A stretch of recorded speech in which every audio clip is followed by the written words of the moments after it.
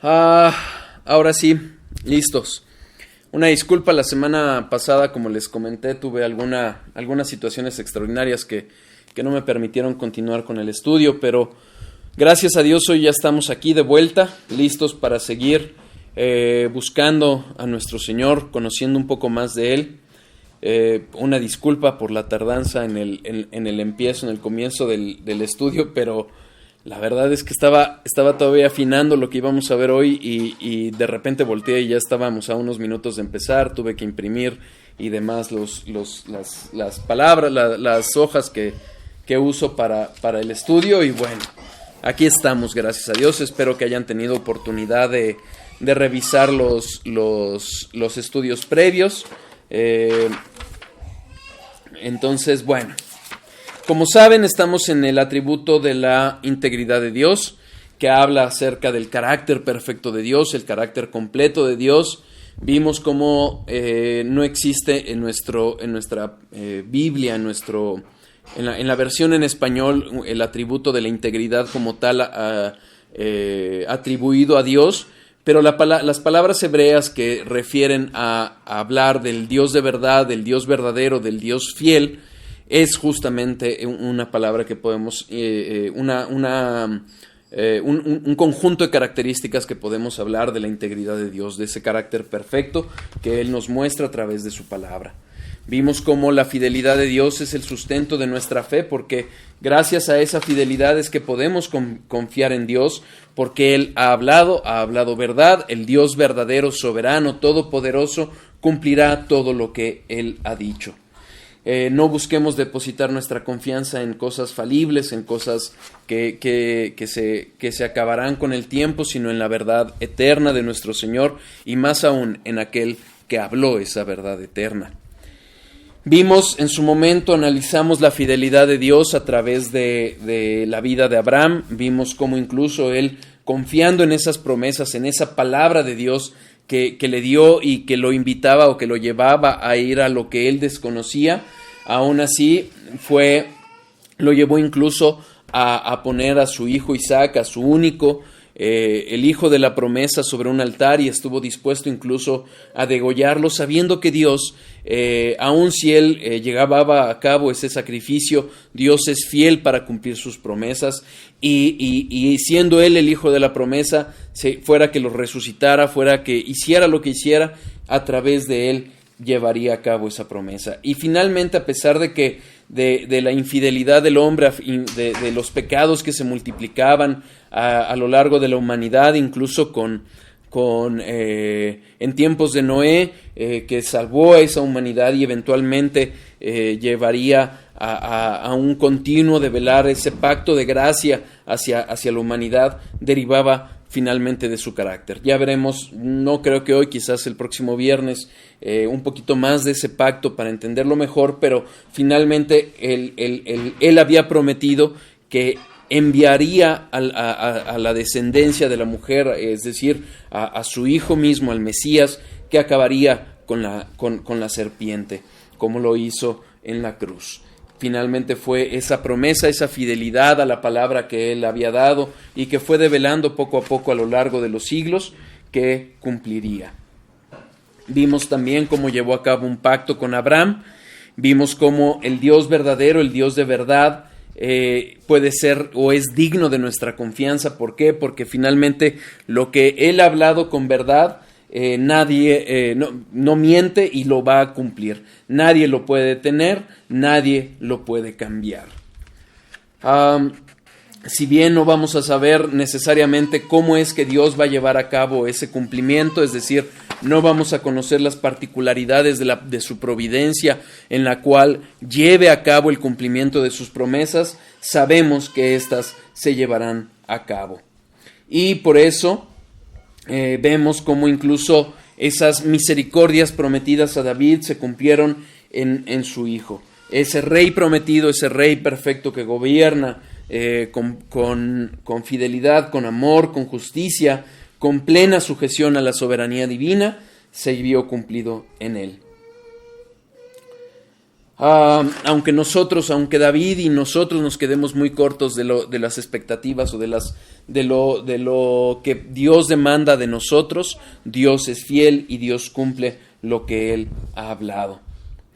Finalmente, en el último estudio, lo que estuvimos viendo, hablamos nuevamente acerca de la fidelidad de Dios. Vimos cómo esta palabra fidelidad deriva del hebreo emet, que refiere a la estabilidad, a algo que nos da confiabilidad, certeza, porque está en una base verdadera y firme. Justamente veíamos también como lo dice Washer, que los nombres que usan en el Antiguo Testamento, en las Escrituras en general, revelan en buena medida el carácter de las personas, y hablando de esta estabilidad y de esta integridad, nos refiere justamente al carácter de Dios, que nos es confiable. Del hebreo de los expertos Kiel y Delitzsch, que hablan de que justamente este término habla de la fidelidad en la cual nos podemos apoyar y en la cual podemos construir a pesar de las tormentas de la vida. Vimos que la Biblia nos enseña acerca de la fidelidad, cómo es que Dios, en el Salmo 89:8, pareciera estar vestido de la fidelidad, en el sentido de que todo aquello que Él obra, todo el carácter de Dios, su carácter entendido tal como los atributos de Dios, están revestidos por la fidelidad de Dios. Dios nunca va a obrar fuera de lo que Él ha hablado y fuera de lo que Él ha revelado de sí mismo. Vimos que esa fidelidad es inconmensurable, es decir, no va más allá de nuestro entendimiento, y vimos también cómo, hablando de la fidelidad, se empalma en los términos hebreos con la verdad, una verdad inmutable, eterna, perdurable, imperecedera, y que finalmente nos da una garantía para confiar no solo en nosotros, sino nuestras generaciones. Dios no va a poder ir en contra de su palabra, en contra de su fidelidad, porque simple y sencillamente, si lo hiciera, dejaría de ser Dios. Y al final del estudio empezamos a hablar acerca de justamente las promesas de Dios y cómo Dios cumple esas promesas que nos ha dado. Con palabras, y aquí ya empezamos a retomar el estudio, ya dejamos el repaso. Si hay dudas, si hay comentarios, por favor no duden en escribirnos. Y podemos ver justamente, denme un segundo porque creo que alguien escribió. Podemos ver justamente cómo, en palabras de Pink, Dios nunca olvida ni falta a su palabra, nunca renuncia a ella, se ha comprometido a cumplir cada promesa y cada profecía, cada pacto establecido y cada amenaza. Dios es un Dios que no miente, en quien podemos descansar, y veíamos justamente el ejemplo acerca de Noé, que Dios hizo el pacto noético con él acerca de que no volvería a inundar la tierra, a destruirla por medio de la inundación, por medio del agua, y dio como señal de ese pacto el arco iris. Aquellos que pudieron escuchar la predicación de nuestro pastor en la iglesia acerca de ese pacto y de la señal, como es un arco en el que no solo anuncia esa fidelidad de Dios acerca de no destruir la tierra a través del agua, sino que además es un arco que también es un arco de guerra que apunta la flecha hacia el cielo, es decir, que enviaría a su Hijo Jesucristo para salvar a la humanidad. 700 años antes de su cumplimiento, Dios también prometió al Mesías que nacería de una virgen, y vimos cómo lo cumplió. También vemos que cada año, cada temporada, cada estación es una muestra de que Dios ha cumplido esos pactos que ha venido haciendo. ¿Ok? Bueno, además de esa fidelidad de Dios que muestra en esas promesas, vamos a ver que entre esas promesas Dios ha prometido que Dios protege a su pueblo. Acompáñenme a 1 Corintios, capítulo 1, versículos 8 y 9. 1 Corintios, capítulo 1, versículos 8 y 9.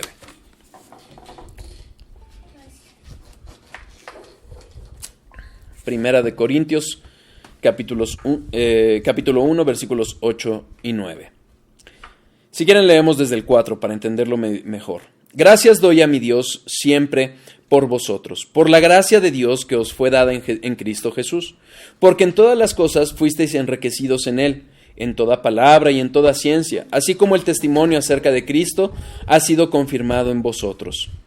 De tal manera que nada os falta en ningún don, esperando la manifestación de nuestro Señor Jesucristo, el cual también os confirmará hasta el fin, para que seáis irreprensibles en el día de nuestro Señor Jesucristo. Fiel es Dios, por el cual fuisteis llamados a la comunión con su Hijo Jesucristo, nuestro Señor. Fíjense cómo habla Pablo en este punto de todas las cosas que Dios va haciendo y hace en su pueblo, en aquellos que ha llamado. Y como es fiel, Él los guardará. Si nosotros prestamos atención a las palabras de Pablo, algo que nos muestra es que Pablo no está descansando en el compromiso de la iglesia a la que le está escribiendo, en la fortaleza de esa iglesia, en la fuerza que pueda tener, en su fuerza de voluntad. No. Él basa la confianza en que cada uno de ellos, en que cada uno de los hijos de Dios llegará a ser irreprensible para el momento en que regrese nuestro Señor Jesucristo, en la fidelidad de Dios. No son nuestras capacidades, no son nuestras fuerzas, no es nuestra inteligencia. Incluso la fe que nos lleva a los pies de Jesús es obra de Dios. Es la fidelidad de Dios la que nos garantiza esa salvación completa. No solo en el momento en que empieza cuando somos justificados, no nada más a lo largo de la santificación en este proceso, sino al momento de la culminación también.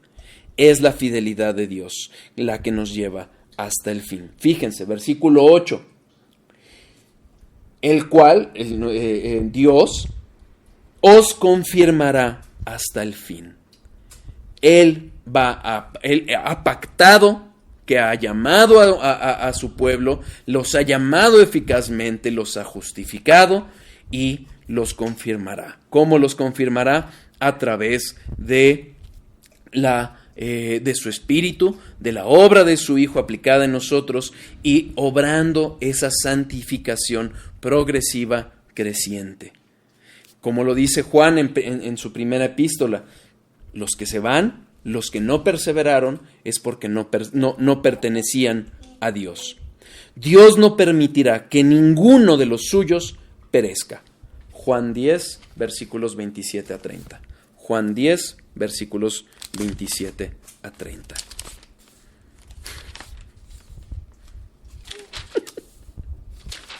Juan 10, versículos 27 a 30. Mis ovejas oyen mi voz, y yo las conozco y me siguen. Y yo les doy vida eterna y no perecerán jamás, ni nadie las arrebatará de mi mano. Mi Padre que me las dio es mayor que todos, y nadie las puede arrebatar de la mano de mi Padre. Yo y el Padre uno somos. Jesús puede dar esas promesas acerca de su pueblo, acerca de sus ovejas, acerca de nosotros sus hijos, de los que somos sus hijos. ¿Por qué? Por la fidelidad del Padre. El Padre no va a dejar que ninguno de los suyos perezca. Oye, pero vemos a lo largo de la historia de la iglesia mártires que han sufrido, incluso en la propia Biblia vemos cómo Pablo sufrió, vemos a Jacobo, el primero de los apóstoles, morir, sí, pero su alma está preservada, y está preservada en las manos de Dios, porque Dios es bueno y Dios es fiel. ¿Queda claro? Bueno, ya vimos entonces que la fidelidad, Dios es fiel en proteger a su pueblo. Pero en algo más Dios también es fiel. Dios es fiel en disciplinar a su pueblo. Acompáñenme a Hebreos 12, por favor. Hebreos 12.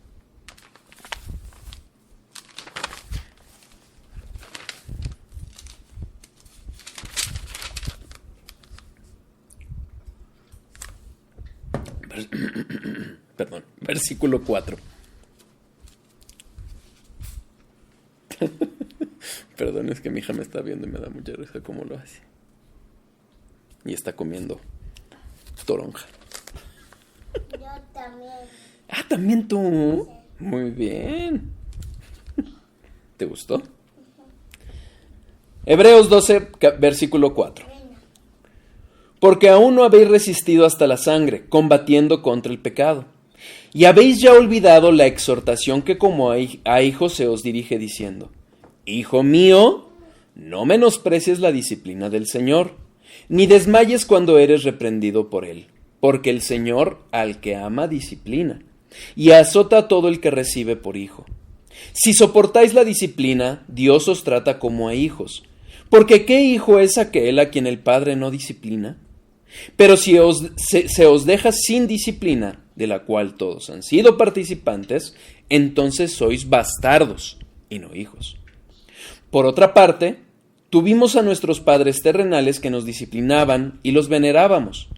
¿Por qué no obedeceremos mucho mejor al Padre de los Espíritus y viviremos?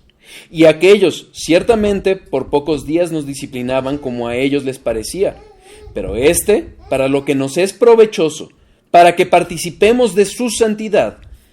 Es verdad que ninguna disciplina al presente parece ser causa de gozo, sino de tristeza, pero después da fruto apacible de justicia a los que en ella han sido ejercitados. Dios es fiel y cumple sus promesas, pero Dios también es fiel y disciplina a sus hijos. Si nosotros prestamos atención, la disciplina que Dios nos da para llevarnos a los caminos correctos de Dios, al camino que nos ha marcado en la palabra, es muestra de que somos sus hijos. Hace un tiempo les publicaba alguna reflexión, ya hace buen tiempo, en que decía: si tu Dios te permite hacer lo que tú quieras, tu Dios eres tú mismo. No. Dios no es un Dios que tolera el pecado, es paciente para trabajar en nosotros esa santidad, pero no lo tolera, no lo confundamos, no confundamos tolerancia con paciencia. Él pacientemente nos guía, nos disciplina, nos lleva en esos caminos de rectitud. No me gusta la disciplina, entonces no me gusta ser hijo de Dios. Tengamos cuidado. Como dice Arthur Pink, es tan fiel en lo que retiene como en lo que da. Fiel tanto cuando envía penas como cuando concede alegrías. Es la fidelidad de Dios la que sostiene la vara con la que nos hiere. ¿Duele? A veces. Pero si somos obstinados, si somos necios, tengamos garantía que si somos hijos de Dios, si bien va a doler, va a valer la pena. El pueblo de Dios... ¿A valer la pena? Sí. La disciplina de Dios. Porque nos va a llevar por caminos de rectitud. Nos va a ir conformando a la imagen de nuestro Señor Jesucristo. Lo cual es garantía de que somos hijos de Dios y como tales, salvos de su ira. ¿Sí? A los malos se los lleva, a los al infierno. No solo a los malos, a ver.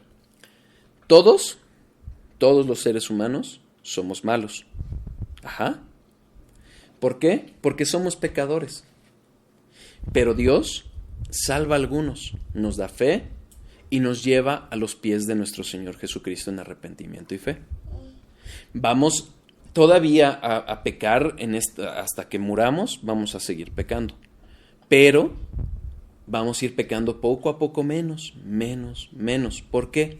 Porque Dios nos va a ir conformando a la imagen de Jesús. ¿Sí queda claro?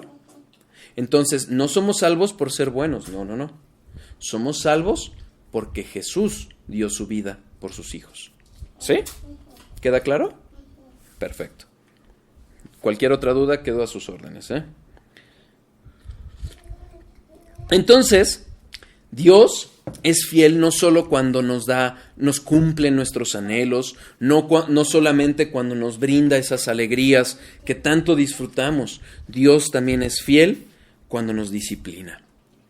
cuando nos envía penas, como dice Pink, cuando sostiene la vara con la que nos hiere.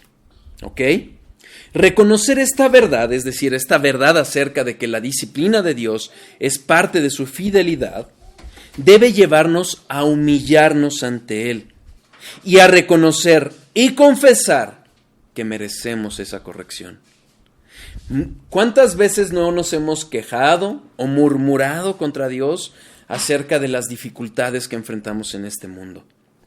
Hermanos, si realmente estuviéramos conscientes de lo horrendo que es nuestro pecado para Dios, estaríamos agradecidos de que lejos de enviarnos al infierno, nos da esas disciplinas para corregirnos. ¿Duele? Sí, pero es una bendición. ¿Queda claro? Debemos de estar conscientes de una cosa. Dios nunca aflige sin una razón. Primera de Corintios 11:30. Primera de Corintios 11:30.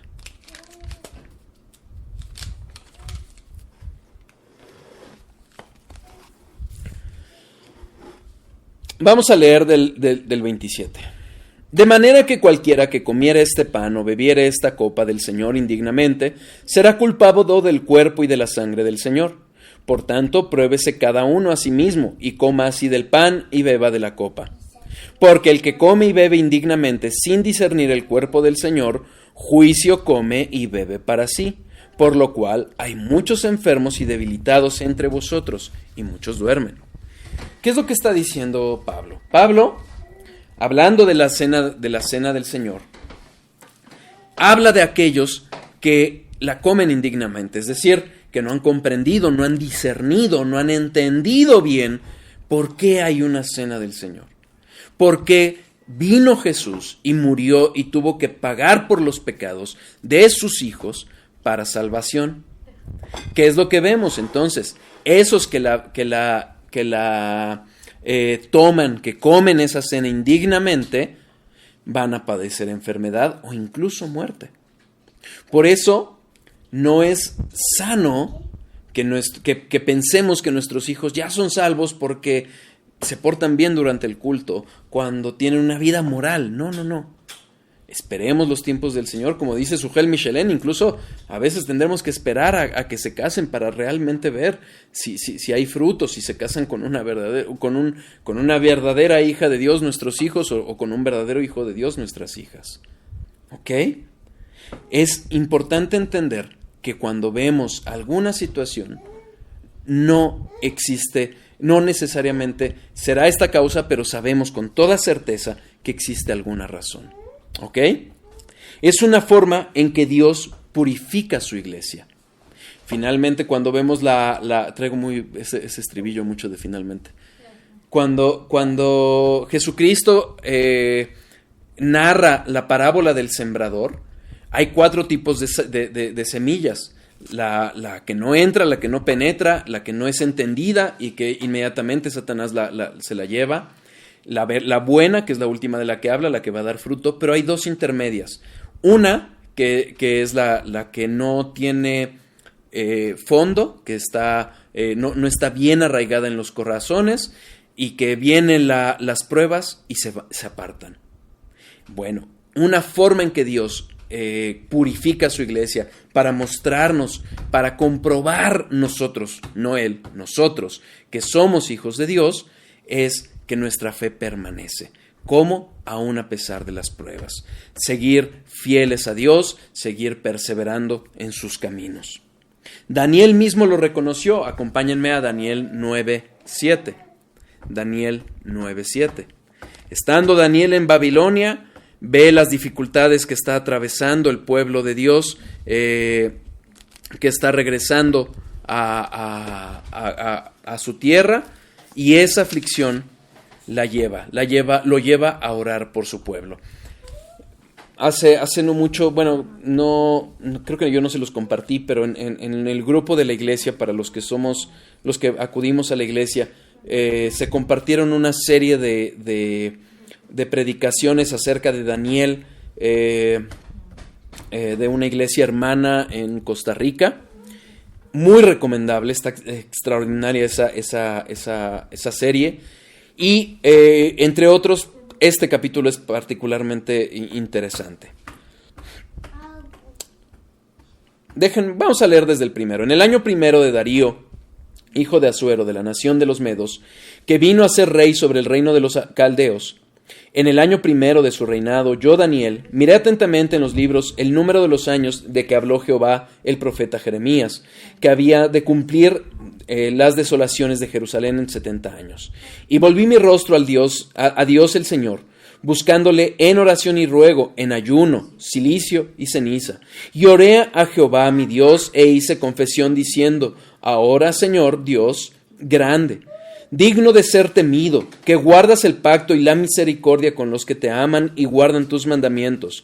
Hemos pecado, hemos cometido iniquidad, hemos hecho impíamente y hemos sido rebeldes y nos hemos apartado de tus mandamientos y de tus ordenanzas. No hemos obedecido a tus siervos los profetas, que en tu nombre hablaron a nuestros reyes, a nuestros príncipes, a nuestros padres y a todo el pueblo de la tierra. Tuya es, Señor, la justicia y nuestra la confusión de rostro, como en el día de hoy lleva todo hombre de Judá, los moradores de Jerusalén y todo Israel, los de cerca y los de lejos, en todas las tierras a donde los he echado a causa de su rebelión con que se rebelaron contra mí. Oh Jehová, nuestra es la confusión de rostro, de nuestros reyes, de nuestros príncipes y de nuestros padres, porque contra ti pecamos.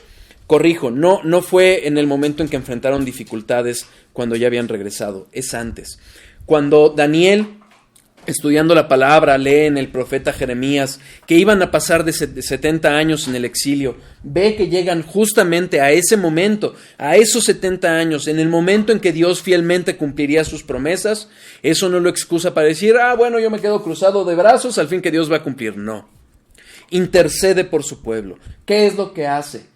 Va a los pies de Jesús y reconoce que el exilio, el sufrimiento que su pueblo estaba teniendo, no era incausado, era con motivo del pecado, de la necedad de su pueblo, que constantemente prefirió ir tras dioses ajenos, rebelarse, y finalmente Dios, su paciencia, se acabó y los llevó al exilio. ¿Queda claro? Daniel aquí está reconociendo los dos aspectos de la fidelidad de Dios, tanto la fidelidad que lo llevaría a cumplir sus promesas, como la fidelidad que lo llevó a castigar el pecado de su pueblo. ¿Ok? Daniel está reconociendo que el exilio y las dificultades para su regreso son justas y fieles a las promesas de Dios. Tan fieles que las podemos leer en Deuteronomio 28, como Dios prometió bendiciones, pero también prometió las maldiciones que acarrearían la desobediencia de su pueblo. ¿Vamos claros hasta ahí? Sí. David también lo reconoció. Acompáñenme al Salmo 119:75. Salmo 119:75.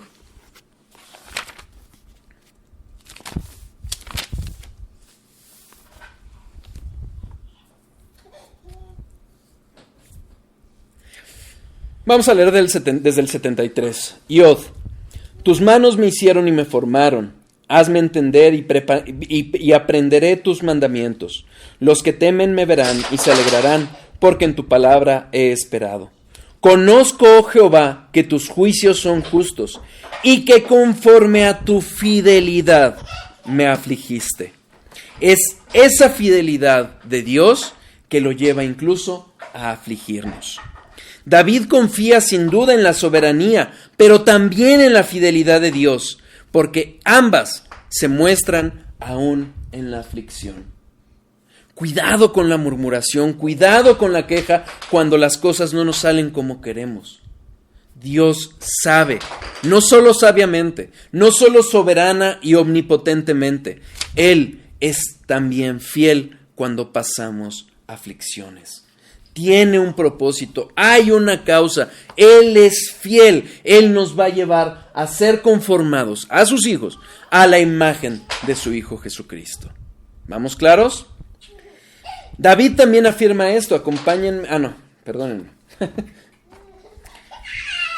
Por eso Pink dice, la pena y la aflicción no solo son compatibles con el amor prometido en el pacto eterno, sino partes de la administración del mismo. Dios es fiel, no solamente a pesar de las aflicciones, sino también por enviarlas.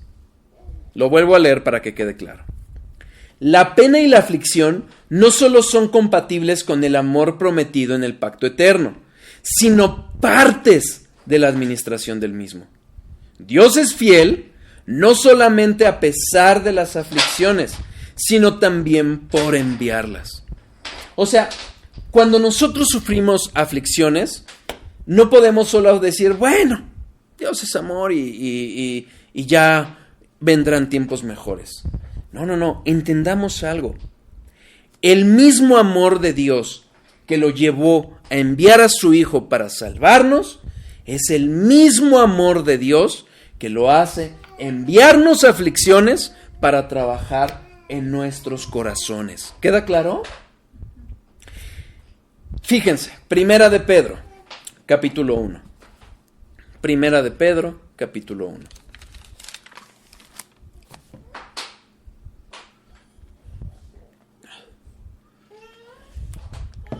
Versículos 3 a 9. Bendito el Dios y Padre de nuestro Señor Jesucristo, que según su grande misericordia nos hizo renacer para una esperanza viva, por la resurrección de Jesucristo de los muertos, para una herencia incorruptible, incontaminada e inmarcesible, reservada en los cielos para vosotros, que sois guardados por el poder de Dios mediante la fe, para alcanzar la salvación que está preparada para ser manifestada en el tiempo postrero, en lo cual vosotros os alegráis, aunque ahora por un poco de tiempo, si es necesario, tengáis que ser afligidos en diversas pruebas, para que sometida a prueba vuestra fe, mucho más preciosa que el oro, el cual, aunque perecedero, se prueba con fuego, sea hallada en alabanza, gloria y honra cuando sea manifestado Jesucristo, a quien amáis sin haberlo visto, en quien creyendo, aunque ahora no lo veáis, os alegráis con gozo inefable y glorioso, obteniendo el fin de vuestra fe, que es la salvación de vuestras almas. Sí, esa aflicción es parte de nuestra fe. Sí, es duro, sí. Pero también es parte de ese amor, de esa garantía en que nuestra fe es probada. Pero fíjense, si prestan atención, aún en ella hay gozo. Lo que pasa es que muchas veces estamos demasiado alejados de la perspectiva divina y muy centrados en nosotros mismos, en las cosas de esta tierra, y nos impiden reconocer la fidelidad y el amor de Dios. En esta misma epístola, capítulo 5, versículo 10.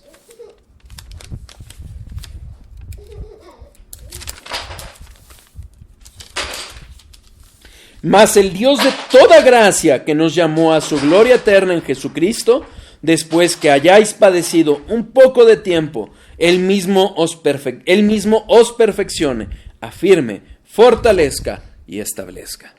Oye, hermanos, que llevo años con mi aflicción. Sí. La mujer que padecía el flujo de sangre llevaba 12 años viviendo ese padecimiento. Había probado de todo, pero finalmente esa aflicción la llevó a los pies de Jesús para ser salva. Y ojo, así lo prometió. Esa aflicción la prometió incluso desde el Antiguo Testamento. Acompáñenme a Salmo 89. Salmo 89, versículos 32 y 33.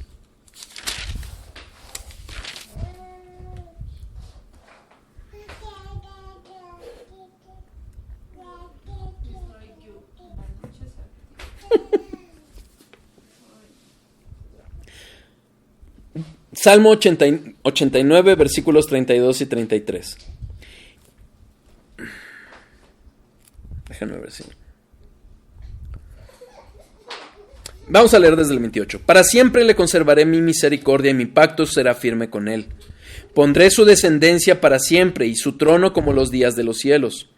Si dejaren sus hijos mi ley y no anduvieren en mis juicios, si profanaren mis estatutos y no guardaren mis mandamientos, entonces castigaré con vara su rebelión y con azotes sus iniquidades.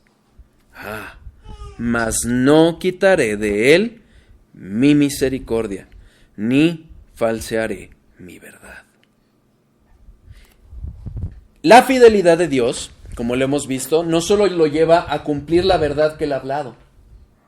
La fidelidad de Dios lo lleva a actuar con base o conforme, congruentemente con todos sus atributos. Y aquí lo vemos. Dios es justo, y porque es justo y es santo, no va a tolerar el pecado. Pero también Dios es bueno y misericordioso, y es amoroso. Y ese amor, esa fidelidad, esa verdad, esa misericordia se conjuntan aún para afligirnos. ¿Queda claro? Para corregirnos. La disciplina, la corrección son parte del amor de Dios. Pensemos en algo. Si nosotros hubiéramos vivido sin problemas, sin aflicciones, algún problemilla pero solucionado rápidamente, ¿habríamos llegado a Cristo? ¿Estaríamos en búsqueda de Él? Aún las aflicciones nos llevan a Dios. Oseas 5:15. Hablando justamente el profeta acerca de lo que le esperaría a su pueblo rebelde, revela esto la palabra de Dios. Oseas 5:15.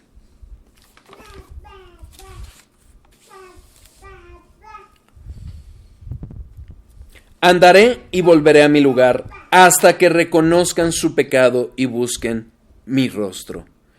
En su angustia me buscarán.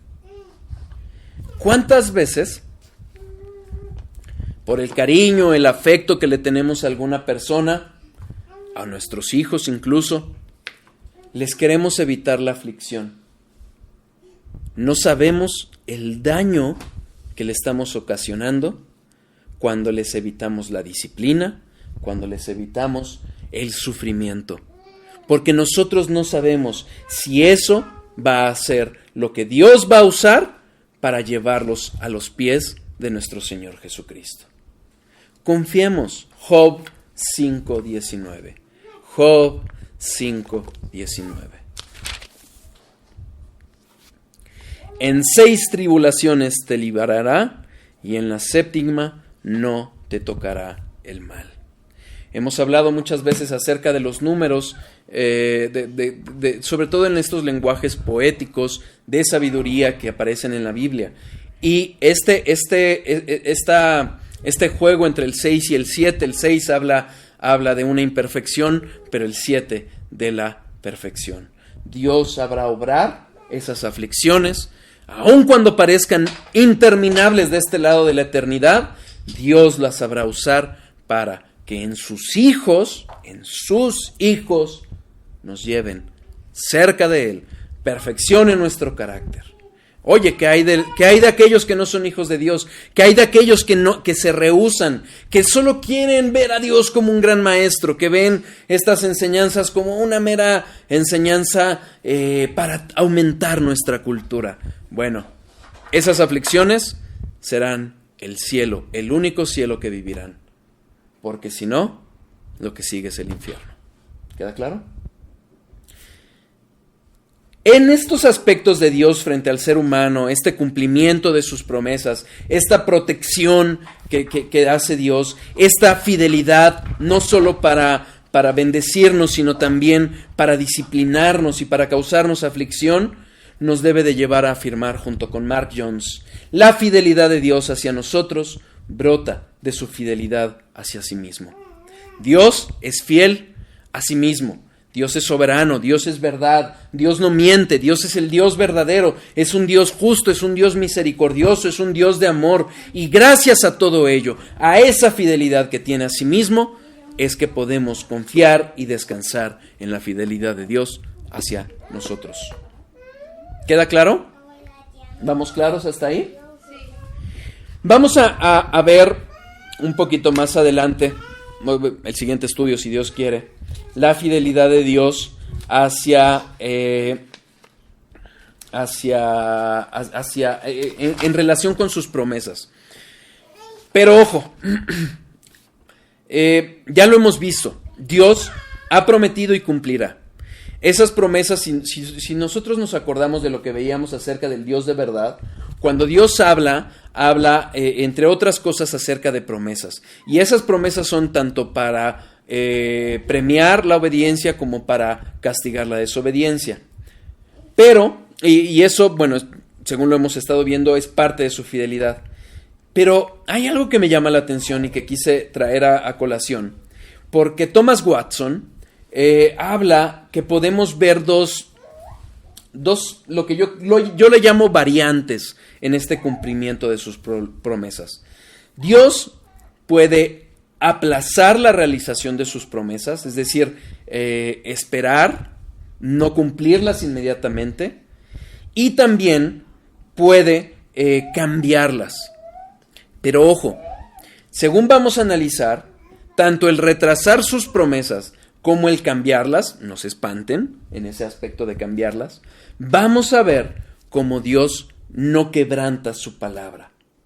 Sea de una o de otra forma, en su tiempo, según su voluntad, su sabiduría, su soberanía, su providencia, lo llevará a cabo. Pero también habrán aspectos que quizás no veamos exactamente cumplidos, pero algo sí, mejorados. ¿Ok? Ya lo veremos. Finalmente, como Mark Jones también lo afirma, cuando Dios promete algo, su carácter está en juego. Entonces, Él no va a cambiar, no va a afectar o va a contradecir aquello que ha prometido, porque su carácter, fiel, santo, sabio, amoroso, va a ser preservado. ¿Queda claro? Sí. Ya casi se cumplen las 8 y la verdad es que como no nos da tiempo de entrar a profundidad a estos aspectos, si están de acuerdo, yo creo que mejor ahí dejamos el estudio. Espero que sea de bendición y permítanme, nada más voy a detener las grabaciones y les voy a dar una aclaración para el estudio próximo.